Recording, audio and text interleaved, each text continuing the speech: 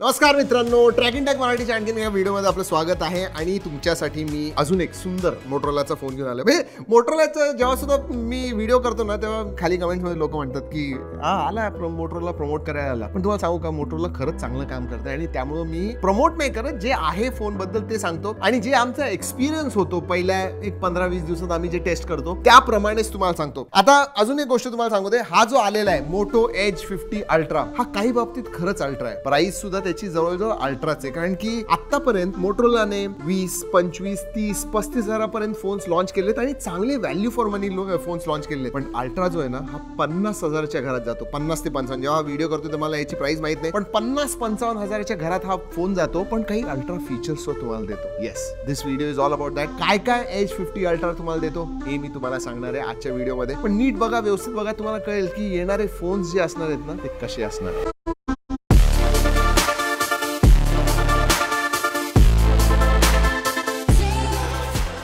Display बद्दल सांगायचं झालं तर जबरदस्त 6.7 इंचचा 1.5K 144 हर्ट्जचा पी ओलेड डिस्प्ले. LTPS आहे, LTPO असता तर चांगलं झालं असतं, पण तरी सुद्धा 144 हर्ट्जचे HDR10+ चा सपोर्ट आहे. 2500 निट्स ब्राईटनेस वगैरे येतं. तर डिस्प्लेच्या बाबतीत काहीच प्रॉब्लेम नाही. 3D कर्व्ड डिस्प्ले येतो, खूप चांगला आहे. एक गोष्ट मला तुम्हाला सांगायची आहे, जेव्हा तुम्ही मोटो एज 50 अल्ट्रा हातात घेताल ना, जनरली त्यांचे थिन अँड लाईट फोन असतात, पण हा हातात घेतल्यानंतर slightly on the heavier side आहे. म्हणजे 4500 mAh बॅटरी असूनही हा थोडासा वजन जास्त याचं 196-197 ग्रॅम आहे. पण तरी सुद्धा आय डोंट माइंड, कारण की लुक ॲट दिस फोन. हा जो आहे 3 वेगवेगळे कलर्स येतात. पीच फज एक येतो, एक फॉरेस्ट ग्रे येतो आणि मग हा जो आहे त्यांचा वुड फिनिशचा. Oh my God, this look so good. म्हणजे मी अनबॉक्सिंग हिंदीवरती करत होतो, बॉक्स उघडल्यानंतर इतका छान सुंदर वास आला. जैसे ही ओपन करते that beautiful smell, fragrance. Unboxing करण्यामध्ये सुद्धा एक वेगळी मजा आहे, पण फोन मध्ये सुद्धा एक वेगळीच मजा आहे. एकेकाळी मला माहिती, माझ्याकडे OnePlusचा फोन होता, आय थिंक OnePlus 2 का OnePlus 3 होता. त्याच्यामध्ये वुडचा बॅक यायचा आणि इतकं आवडायचं मला. त्याच्यानंतर हा फोन आहे. आणि एक गोष्ट सांगू, युनिक, तुम्ही थोडं याला घासलं ना असं आणि याचा वास घेतला ना, वुडचा वास येतो याला. फॅन्टॅस्टिक. परफॉर्मन्स बद्दल सांगायचं झालं तर याच्यामध्ये 8S Gen 3 येतो. 1.5 मिलियन पर्यंत अंतुतू स्कोर येतो. हायेस्ट सेटिंग्स वरती तुम्ही गेमिंग करू शकाल. जर का तुम्ही BGMI खेळताय तर 90 FPS चा मोड नाहीये, 60 FPS आहे. जेन्सिंग इम्पॅक्ट तुम्ही 56-57 FPS पर्यंत खेळू शकता. So excellent. ओव्हरऑल परफॉर्मन्सच्या बाबतीत तुम्हाला प्रॉब्लेम येणार नाही. पण असं सुद्धा होतं ना की 50-55 हजार देताय, तर मला 8S Gen 3 का, मला 8 Gen 3 का नाही? त्याचं एक कारण आहे. याच्यामध्ये हार्डवेअर कडे फक्त तुम्ही बघू नका, ह्याचा कॅमेरा बघा, त्याचं सुद्धा हार्डवेअर चांगलं आहे, पण कॅमेराचं जे सॉफ्टवेअर आहे ते सुद्धा खूप चांगलं आहे. पण सगळ्यात जास्त महत्त्वाची गोष्ट म्हणजे AI चे जे फीचर्स आहेत ना याच्यात, ते मला नाही वाटत अजूनही. हो, मी सॅमसंग गॅलेक्सी AI टेस्ट केलेलं आहे, बघितलेलं आहे, त्याच्यामध्ये भरपूर चांगले चांगले फीचर्स येतात. पण हा जो आहे ना, हा नेक्स्ट लेवलला गेलेला आहे. म्हणजे 3-4 फीचर्स मी तुम्हाला सांगतो. एक तर स्मार्ट कनेक्ट हा फीचर आलेला नाही, त्याच्याबद्दल सांगतो, पण मी स्पेसिफिकेशन्स मध्ये काहीतरी राहिलं. एक तर ह्याच्यामध्ये फक्त 12GB 512GB हाच व्हेरियंट येतो. काय येतो? 8256चा व्हेरियंट येत नाही. का नाही येत?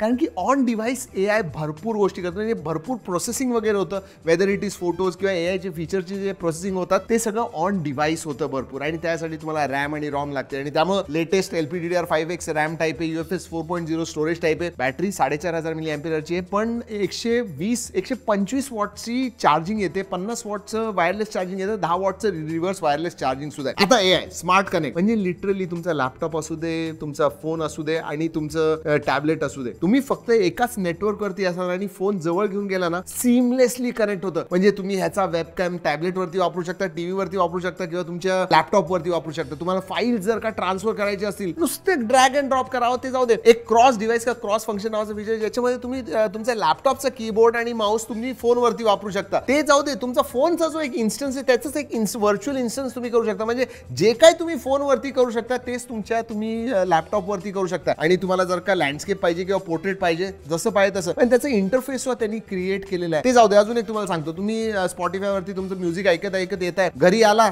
तुम्ही फोन तुमच्या लॅपटॉपच्या बाजूला ठेवलं, ते स्पॉटिफायचं इन्स्टन्स आहे ना, ते तुम्ही तुमच्या लॅपटॉपवरती शिफ्ट करू शकता आणि लॅपटॉपच्या स्पीकर्स वरती तुम्हाला फोन म्युझिक जे ते ऐकायला येईल. म्हणजे हे जे फीचर आहे ना, फारच जबरदस्त आहे. स्मार्ट कनेक्ट तर एक झालं, तर बाकी सगळे फीचर, थिंक शील्ड आहे, मोटो सिक्युअर आहे, मोटो जेस्चर्स वगैरे आहेत. मोटो जेस्चर्स सुद्धा नेक्स्ट लेवलला गेले. म्हणजे मोटो जेस्चर्स मध्ये कसे आधी 4-5 फीचर होते, पण आता तुम्ही हे जे बटन्स आहे ना, व्हॉल्यूम अप अँड डाऊन, त्याला सुद्धा वेगवेगळे फंक्शन्स अटॅच करू शकता आणि ते बटन सुद्धा वापरू शकता ऍप ओपन करायला किंवा अजून काय करायचं असेल तर. अजून एक मला AI चं फीचर अतिशय विषय आवडला ते बहुतेक त्यांनी GPT बरोबर इंटिग्रेट केलेलं आहे आणि ते म्हणजे वॉलपेपर तुम्ही टेक्स्ट प्रॉम्प्ट देऊन जनरेट करू शकता. हो, म्हणजे तुम्ही जर का तुमच्या वॉलपेपर्स मध्ये गेला आणि पर्सनलाइज मध्ये गेला, तिथं टेक्स्ट प्रॉम्प्ट आहे, तिथं तुम्ही गेल्यानंतर तुम्ही सांगा की I want a duck taking a bath in a garden, बास तसा एक मस्तपैकी छान वॉलपेपर जनरेट करेल. आणि वेगवेगळ्या प्रकारे हायपर रिअलिस्टिक पाहिजे, तुम्हाला ड्रॉइंगच्या फॉर्म मध्ये पाहिजे, जसं पाहिजे तसं तुम्ही क्रिएट करू शकता. आणि मग थीम्स वगैरे त्याचे कलर सुद्धा त्याप्रमाणे चेंज करू शकता. म्हणजे इतकं कस्टमायझेशन आहे. इथं मला हेलो UI बद्दल सांगायचं, जे आता बेसिकली MyUX वरनं हेलो UI आले, अतिशय स्मूथ आहे, इतकं क्लीन आहे ना. म्हणजे जेव्हा आम्ही सेटअप करत होतो, लिटरली जेव्हा सेटअप केला, 4 ऍप्स थर्ड पार्टी ऍप्स होते, ते सुद्धा महत्वाचे जे होते ते सुद्धा तुम्ही अनइन्स्टॉल करू शकता. स्वतःचे मोटोचे फर्स्ट पार्टी ऍप्स ते सुद्धा काहीतरी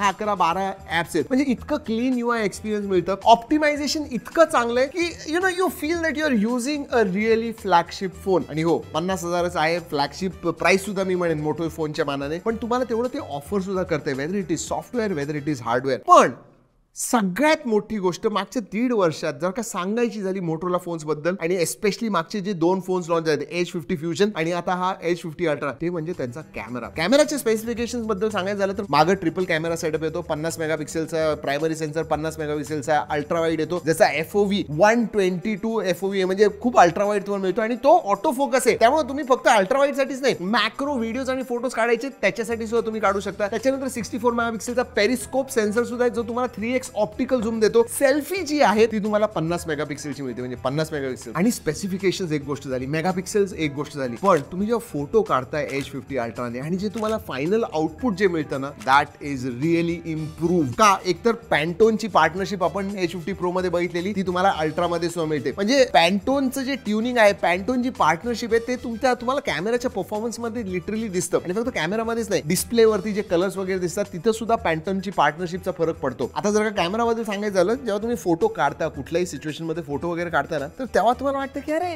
इतका चांगला फोटो नाहीये, पण ते प्रोसेस होऊन एंड रिझल्ट जो तुम्हाला मिळतो, that is something really good. म्हणजे हा लिटरली फ्लॅगशिप लेवलचे जे फोन्स आहेत, आपण म्हणतो हे कॅमेरा स्मार्टफोन्स आहेत, त्याच्याबरोबर हा टक्कर देऊ शकतो. माझ्या हिशोबाने ती एक खूप मोठी अपग्रेड आहे मोटोरोला फोनसाठी. कारण की नेहमी आम्ही म्हणायचो की 2 बाबतीत मोटोरोला फोन्स जे आहेत ना, ते मागं पडतात, एक तर कॅमेरा आणि एक अपडेट्स, OS चे अपडेट्स. आता OS चे अपडेट त्यांनी सांगितलेले की 3 वर्षाचे मेजर अपडेट्स, 4 वर्षाचे सिक्युरिटी अपडेट. मोटोरोलाच्या लोकांची मी जेव्हा बोललो तेव्हा त्यांना सांगितलं की अपडेट्स वेळेवरती द्या, प्रॉमिस करताय तुम्ही, पण थोडं वेळेत द्या. आणि ते म्हटले हो देणार, तुम्ही काळजी करू नका, just wait, we are doing it. OSच्या बाबतीत काही प्रॉब्लेम नाही, आणि कॅमेराच्या बाबतीत तर तुम्हाला रिझल्ट दिसतोच आहे. व्हिडिओग्राफी बद्दल सांगायचं झालं तर मागं 4K 60 FPS तुम्ही शूट करू शकता, त्याच्यानंतर तुम्ही 4K 30 FPS HDR video shoot करू शकता, सेल्फीने तुम्ही 4K 30 FPS सुद्धा शूट करू शकता. सो ओव्हरऑल फीचर्सच्या बाबतीत तुम्हाला time lapse, slow motion 960 FPS वगैरे मिळतं, absolutely no problems. Dual video mode वगैरे तुम्हाला मिळतो. OIS आहे, त्यामुळे लो लाईट कंडिशन्स मध्ये फोटो चांगले येतात. इनफॅक्ट भरपूर फोटोज वगैरे काढलेले आहेत, व्हिडिओज वगैरे काढलेले आहेत. G ड्राईव्हची लिंक देतोय, नक्की जाऊन बघा. ओरिजिनल क्वालिटीमध्ये तुम्हाला फोटोज आणि व्हिडिओज तिथे टाकले, तुम्हीच बघा आणि तुम्ही सांगा खाली कमेंट सेक्शन मध्ये तुम्हाला हे फोटोज वगैरे कसे वाटले. माझ्या हिशोबाने there is a huge improvement in the camera. एक गोष्ट सांगतो,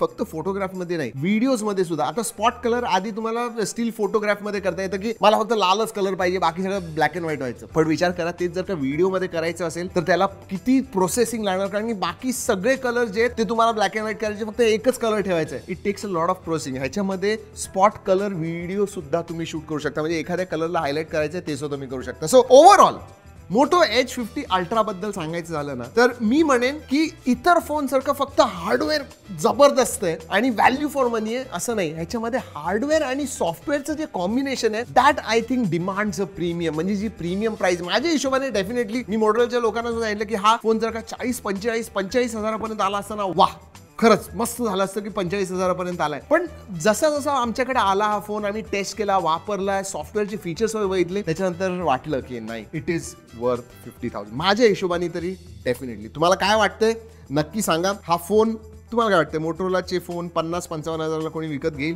do tell me in comment section, मला खरंच माहिती पाहिजे. आणि हो, जर का व्हिडिओ आवडला असेल लाईक करायला विसरू नका, आपल्या मित्रांबरोबर शेअर करा, त्यांना सुद्धा दाखवा मोटोरोला कसं हळूहळू बेटर होत चाललंय. चला मित्रांनो, या व्हिडिओमध्ये एवढंच. पुढच्या व्हिडिओपर्यंत जय हिंद, जय भारत.